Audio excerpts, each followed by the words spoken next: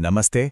आज हम वयस्क शिक्षा और पर्सनल डेवलपमेंट के इतिहास की सबसे दिलचस्प और असरदार घटनाओं में से एक का विश्लेषण करने जा रहे हैं। जरा सोचिए, एक ऐसी किताब के बारे में जिसने ना सिर्फ एक पूरे दौर की सोच को पलट कर रख दिया, बल्कि आज तक लोगों के बातचीत करने के तरीके को शेप कर रही है। जी हाँ, हम बात कर रहे हैं डेल कार्नेगी की उस बेमिसाल कामयाबी की, जिसने पूरी दुनिया को लोगों से जुड़ने और उन पर प्रभाव डालने की कला सिखाई। 15 लाख, जी हाँ, 1.5 मिलियन। ये कोई छोटी मोटी संख्या नहीं है। जरा उस दौर की कल्पना कीजिए। फरवरी 1942, जब पूरी दुनिया एक भयंकर आर्थिक मंदी और भयानक ग्लोबल क्राइसिस से गुजर रही थी, उस वक्त भी इस किताब की 15 लाख से ज्यादा कॉपियां बिक चुकी थीं। ये आंकड़ा ही अपने आप में चीख चीख कर बता रहा है कि उस मुश्किल वक्त में भी लोग खुद को बेहतर बनाने और अपने रिश्तों को सुधारने के लिए कितने बेताब थे। 1943 के इस एडिशन के टाइटल पेज को ही देख लीजिए, how to win friends and influence people. ये सिर्फ एक किताब नहीं रह गई थी, ये एक ऐसा साधारण सा मैनुअल था जिसने एक पूरी क्रांति छेड़ दी। इस पर छपा डेल कार्नेगी का नाम और उनके इंस्टीट्यूट की डिटेल इस बात का पक्का सबूत है कि ये महज एक पब्लिकेशन नहीं, बल्कि एक पूरा एजुकेशनल मूवमेंट बन चुका था। तो आज की हमारी इस चर्चा का रोड मैप कुछ इस तरह रहेगा।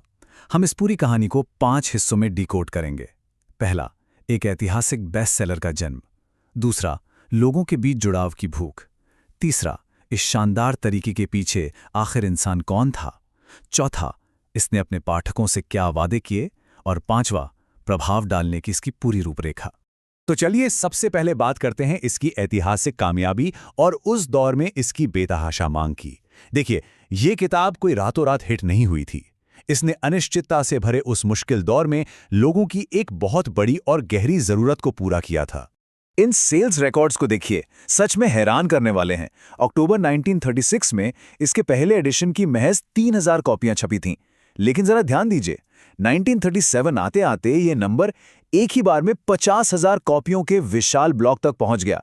एक के बाद एक एडिशन हाथों हाथ बिक रहे थे। ये सिर्फ एक किताब की सेल नहीं थी, ये दिखा रहा था कि जनता को इस चीज की कितनी सख्त जरूरत थी। अब आते हैं दूसरे पहलू पर, जुड़ाव की भूख। आखिर एक एडल्ट, एक वयस्क सच में क्या सीखना चाहता है? इसे समझने के लिए जरा इस सीन की कल्पना कीजिए। जनवरी की एक कड़ाके की ठंडी रात और न्यूयॉर्क के होटल पेंसिल्वेनिया का एक बड़ा सा बॉल रूम। वहाँ 2500 से ज्यादा प्रोफेशनल्स और बिजनेसमैन खचाखच भरे हुए थे। तिल रखने की जगह नहीं थी। आखिर काम के बाद थके हारे ये लोग इतनी रात में वहां कर क्या रहे थे? इसी सवाल का जवाब ढूंढने के लिए उस समय शिकागो यूनिवर्सिटी ने एक बहुत बड़ा सर्वे किया था। वो ये जानना चाहते थे कि स्कूल और कॉलेज की पढ़ाई पूरी कर लेने के बाद एक आम इंसान आखिर अपनी जिंदगी में आगे क्या पढ़ना और सीखना चाहता है। और सर्वे के रिजल्ट्स वो सच में चौंकाने वाले थे। नंबर 1 की इच्छा तो बिल्कुल साफ थी, स्वास्थ्य। हर कोई फिट रहना चाहता है। लेकिन दूसरी सबसे बड़ी इच्छा क्या थी? वो थी मानवीय संबंध, यानी ह्यूमन रिलेशनशिप्स। लोग ये सीखना चाहते थे कि दूसरों के साथ कैसे घुलना मिलना है, उनसे कैसे डील करना है। और एजुकेशन सिस्टम में ये एक ऐसा बड़ा खालीपन था जिस पर कोई ध्यान ही नहीं दे रहा था। तो यहाँ सबसे जरूरी बात ये निकल कर आई कि जब रिसर्चर्स ने इस टॉपिक पर कोई किताब ढूंढनी चाहिए तो उन्हें कुछ मिला ही नहीं। सोचिए, सदियों से लैटिन, ग्रीक और मुश्किल मैथ्स पर मोटी मोटी किताबें लिखी जा रही थीं, जिनकी आम इंसान को शायद ही कभी जरूरत पड़े। लेकिन जिस चीज की सबसे ज्यादा जरूरत थी, यानी लोगों के साथ रोजमर्रा की समस्याओं को कैसे सुलझाएं, उस पर कोई भी प्रैक्टिकल गाइड मौजूद ही नहीं थी, बिल्कुल जीरो। और यहीं से एंट्री होती है हमारे तीसरे हिस्से की। इस तरीके के पीछे का व्यक्ति, यानी डेल कार्नेगी। ये वो इंसान था जिसने इस भारी कमी को पहचाना। लेकिन मजे की बात यह है कि यह कहानी किसी बड़े अरबपति या न्यूयॉर्क के किसी बड़े प्रोफेसर की नहीं है। न्यूयॉर्क के उन हाई क्लास बिजनेस लोगों और डेल कार्नेगी की अपनी शुरुआत के बीच का जो फर्क है ना, वो आपको हैरान कर देगा। डेल कार्नेगी का सफर एक असली अंडरडॉग की कहानी है। वो मिसौरी के एक फार्म बॉय थे जो बचपन में 5 सेंट प्रति घंटे के हिसाब से स्ट्रॉबेरी चुनते थे। कॉलेज के दिनों में वो एक फ्लॉप डिबेटर रहे। उनके अंदर भयानक हीन भावना भरी थी। उसके बाद उन्होंने साउथ डकोटा के बीहड़ों में एक सेल्समैन की तरह काम किया। फिर वो न्यूयॉर्क आए और YMCA में नाइट स्कूल इंस्ट्रक्टर बन गए। और बस यहीं से वो जादुई सफर शुरू हुआ जिसने उन्हें एक ग्लोबल सुपरस्टार बना दिया।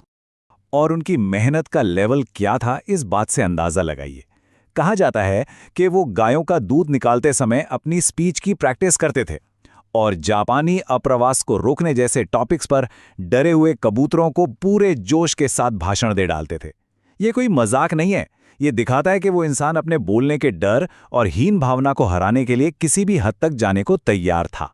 और यही वजह है कि उनके तरीके इतने कमाल के साबित हुए, क्योंकि वो किसी थ्योरी पर नहीं बल्कि पक्के एक्सपीरियंस पर टिके थे। पैट्रिक जे ओहेयर की कहानी ही ले लीजिए। पैट्रिक एक आयरिश मैकेनिक थे जिन्हें लोगों से बात करने में इतना डर लगता था कि मीटिंग में घुसने से पहले वो 5 मिनट तक फुटपाथ पर टहलकर अपनी हिम्मत जुटाते थे।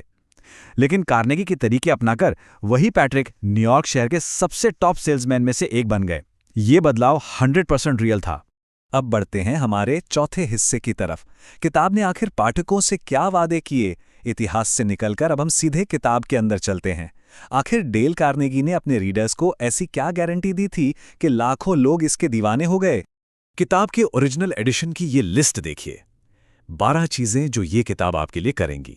ये कोई आम इंडेक्स नहीं था दोस्तों, ये उन लाखों लोगों के लिए एक मास्टर प्लान था जो अपनी पर्सनल और प्रोफेशनल जिंदगी में कुछ बड़ा करना चाहते थे। ये उनके लिए एक जबरदस्त हुक था। अगर हम इन वादों को ध्यान से देखें तो ये एकदम साफ और प्रैक्टिकल थे। मानसिक उलझन से बाहर आना, चुटकियों में दोस्त बनाना, अपना सम्मान बढ़ाना, अपनी कमाई की क्षमता बढ़ाना और सबसे जरूरी लोगों के साथ अपने रिश्तों को स्मूथ बनाए रखना। ये कोई बड़ी बड़ी फिलॉसफी नहीं थी, ये असल जिंदगी में आगे बढ़ने का एक पक्का टूल था। अब आते हैं 5वें और आखिरी हिस्से पर, प्रभाव डालने की रूपरेखा। चलिए डिकोड करते हैं कि ये किताब आखिर काम कैसे करती है। इसके लिए हमें इसके टेबल ऑफ कंटेंट्स यानी इसकी विशेष सूची को समझना होगा। इस किताब का टेबल ऑफ कंटेंट्स सच में एक स्ट्रक्चरल मास्टरपीस है।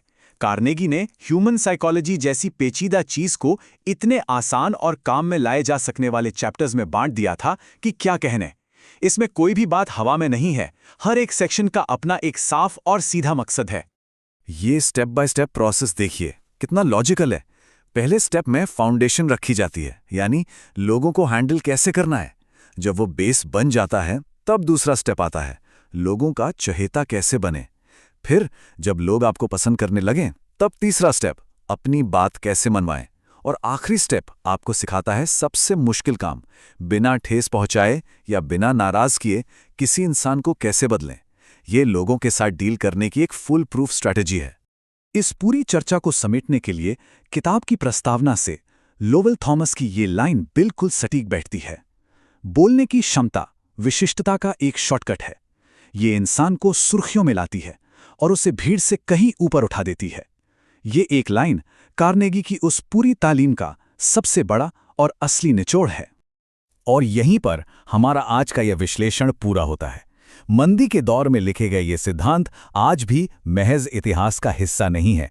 एक बड़ा सवाल ये है कि इन पुराने सिद्धांतों का इस्तेमाल आज के इस फास्ट पेस्ड और डिजिटल युग में हमारे रोजमर्रा के रिश्तों को बेहतर बनाने के लिए कैसे किया जा सकता है। एक बार इस पुराने ज्ञान को अपनी आज की जिंदगी में आजमा कर देखिएगा जरूर। आज के इस दिलचस्प चर्चा में हमारे साथ जुड़ने के लिए आपका बहुत बहुत शुक्रिया।